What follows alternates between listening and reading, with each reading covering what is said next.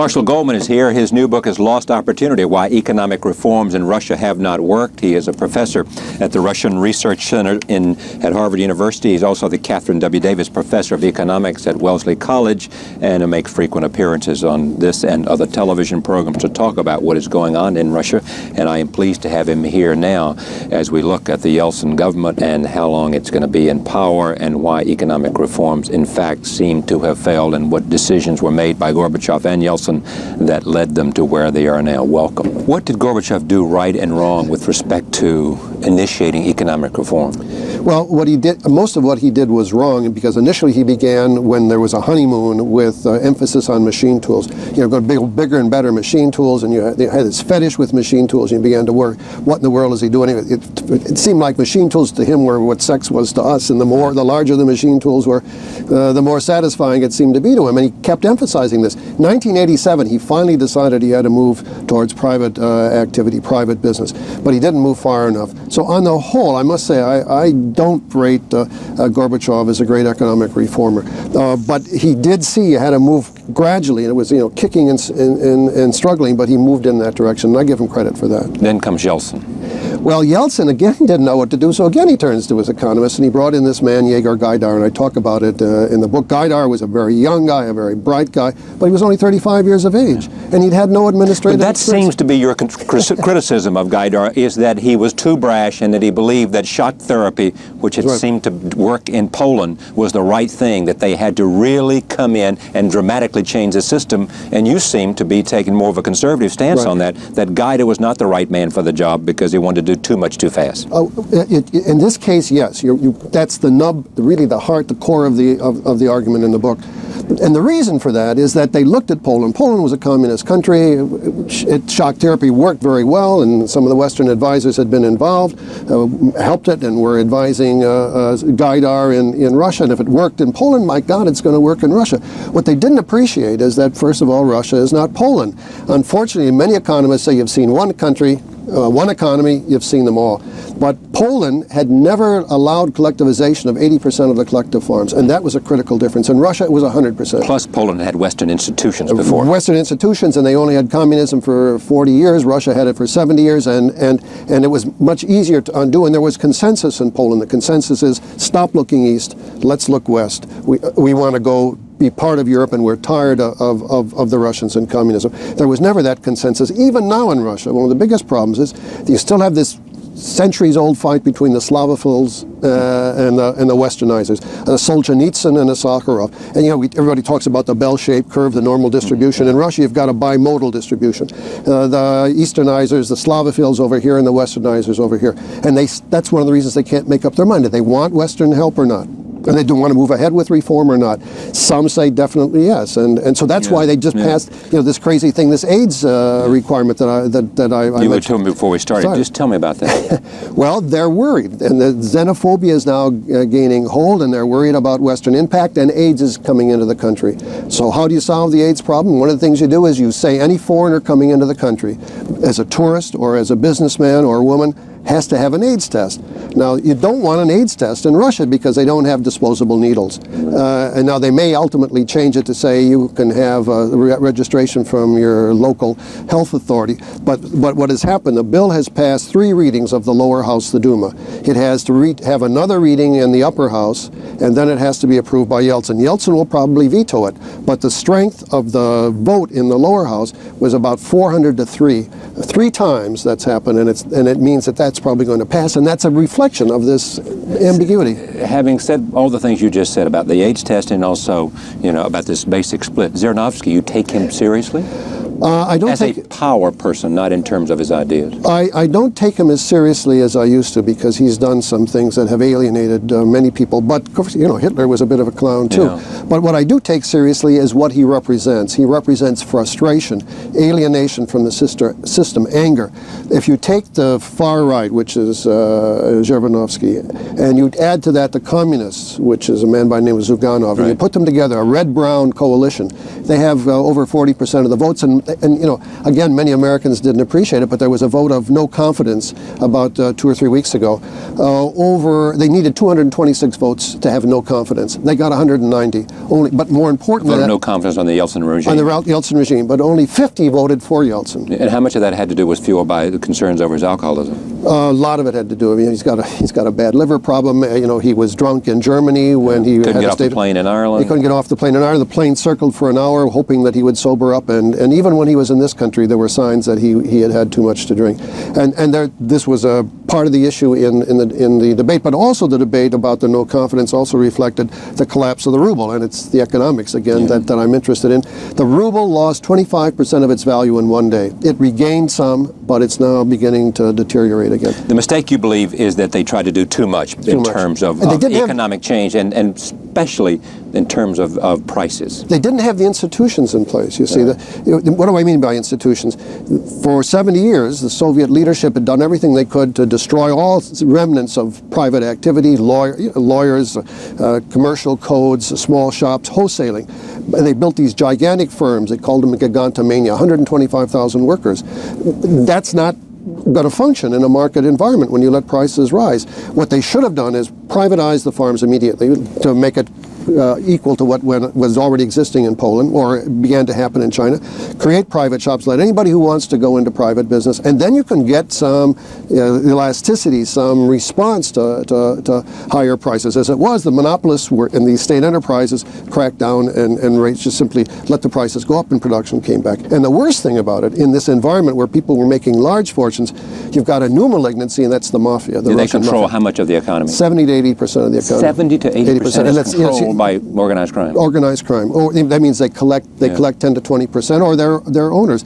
And some American firms have been pushed out. Some Americans have been kidnapped in this kind of thing. It's not safe to walk in the streets as it used to be. And is nothing the administration can do about it? Well, Yeltsin has issued a series of decrees, but they're too draconic, and the legislature has just said they're not going to go along with some of these things. But you can't, decrees building prisons isn't going to help. It's part of the argument we have in this country. You've got to change the underlying economic circumstances. Remember what happened in Prohibition in this country. We did away with Prohibition, and suddenly the mafia in our country became less influential, less important, at least in those areas. Sure. It's still in drugs, it's still in prostitution. In Russia, it's in everything. And it's a chokehold on the society. And that's going to make growth difficult. One illustration, I said they're doing very poorly getting private farms. Only about 5% of all the farms now are private. Those farmers who do make it through find that it's difficult. They can't sell their food anywhere, even though they're opportunity. We know the prices are high.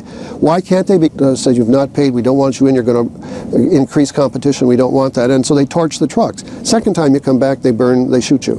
And about 70% of the farmers who started up last year simply called it quits and dropped out. Clearly there are the natural resources there for this country to be a powerful economic force. It's a rich country. What has to happen, and can it happen? Well, the first thing they've got to decide, do we want foreign support, this bimodal distribution? Right. Do we want to have Westerners come in? The oil industry, for example, used to be the largest producer of oil in the world, and they say we don't want Westerners, but we want your money, we want your technology, give it to us and go away. And the Western firms say, no, we want to come in and do that. So it could come back again if they just did the right thing and moved in the right way and decided which direction they want to head. In the meantime, you've got these struggles, and because the pricing system is bad, if you export, you have to get a license, but the price is below world price. So if you bribe people to get the export license, and the crime comes in there as well. The last chapter here is the clash between economics and history, in which you take a look at post-World War II Japan, Germany, China, after Mao, and all of those kind. What does history teach us about what a nation does to gain its economic footing? The first thing I think you've got to see are the institutions in place to take shock therapy. Shock therapy is not necessarily bad. I forgot Eastern Europe, which is the other. Well, that's also part of the process. They had the institutions. Shock therapy worked. China didn't have the institutions. It took 10 years gradually to build them, and now China is growing at rates of 9, 10, 12% a year. And does the China experience also tell us, or your wife has written a book about that called Sowing the Seeds of Democracy in China, does it tell us that in fact you don't have to worry about changing the politics, all you have to do is change the market? Well, Well, it's got to do more. You've got to be accommodating. You can't have just market reform without political reform, because gradually the middle class begins to develop. People become independent and they begin to push. You've got to be responsible. You think Deng Xiaoping believes this? I think he believes it within limits. That's what she talks about in her book. But you've got to be. You can't. I mean, you can't let it all go. Right. And at the same time, you can't be repressive. One of the problems is that there have been some experiments in China, and then they get very nervous. It's a large country. They're old. You know, they're going to die one of these days. But I think in the case of Russia, there was a little too much liberalism, a little too much political anarchy, as it were, and that would have been okay, because I don't want to say you need to run a Pinochet-type government like in Chile, but you've got to have economic results, and they didn't really have those economic results, and that soured the whole experiment, and that's what made it so difficult. How sour are the people of Russia about no longer being a superpower and Terrible. I'll tell you an experience.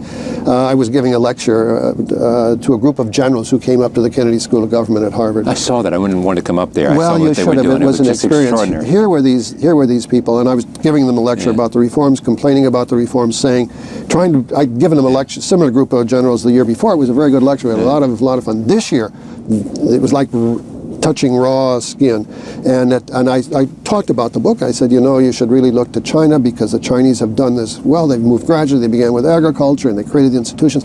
At the end, the lieutenant general, who's in charge of the group, stands up, and I can see he's steaming. He says, we want to thank you very much for your lecture, and we want to thank you particularly because you compared us to China and not Ethiopia.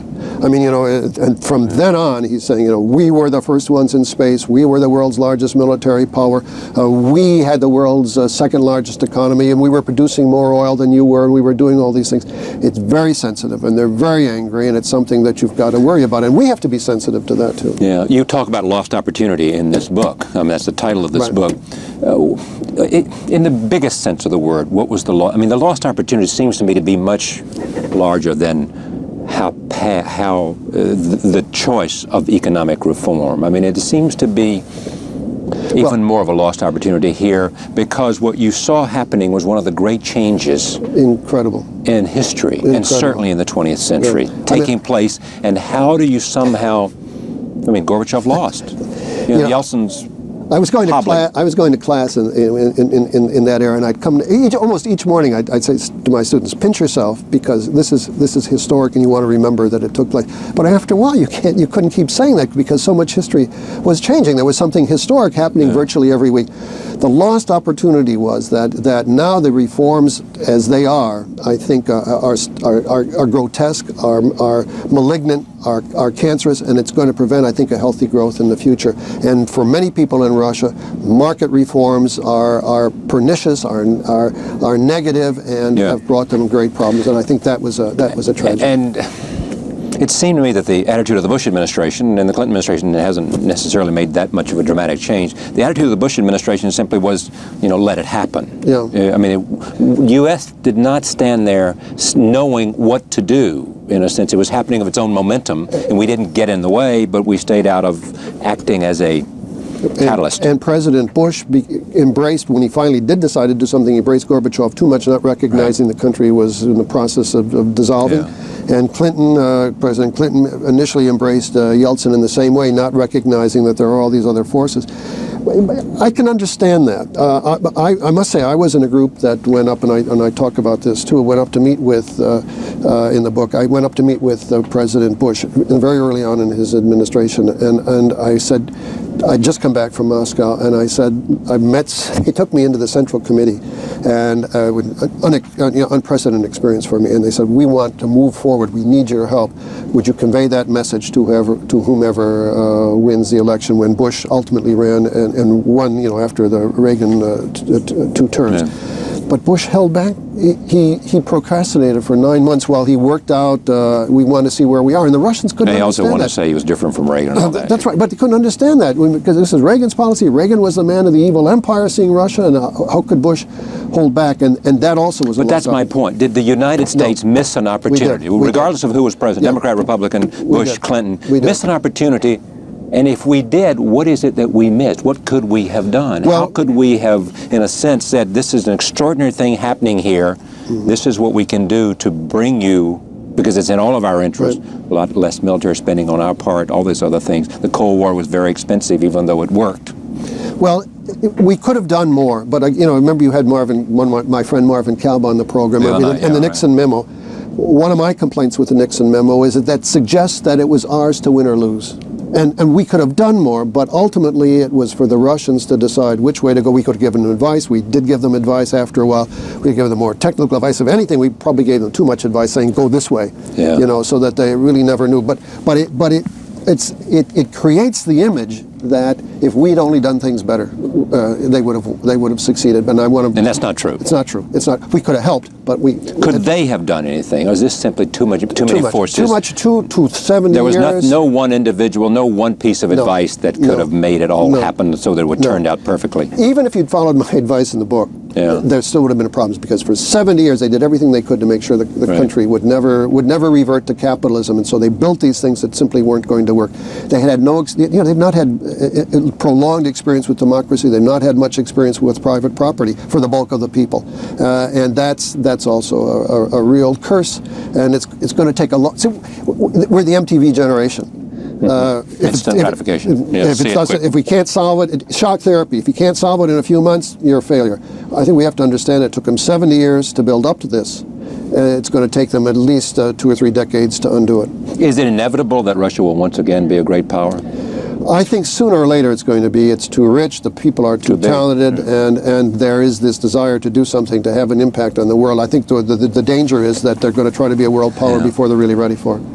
Before they're ready for it. Before they're ready for it. And because then they think they ought to be, because they've got the nuclear bomb. That's right. And because they're going to feel where we're pushing them around in Iraq or Iran or in Bosnia. And how big a danger is it that those nuclear weapons may be finding their way outside of the Russian border? It's a very big danger, and the former empire border. Because it's not just the mafia. It's the army mafia, and when they're cutting the budget in the military, and so they basically encourage private enterprise. You want to buy a tank? I got a tank for you. You want to buy a nuclear warhead? I got a nuclear warhead for you. So it is something to worry about. It's not like the Cold War, but these are rogues, basically. Okay, and one last question. What would you advise President Clinton to do? I mean, he's now focusing more on foreign policy than he ever has before. What would your advice be to him now? I think whenever we do anything, whether it be in the Middle East or elsewhere, we've got to take in consideration that they're there. They may not be able to do much, but they can certainly make our lives difficult. And if worse comes to worse, this increases their xenophobia. So we've got to treat them with respect. That doesn't mean we yield to them all the time, but include them,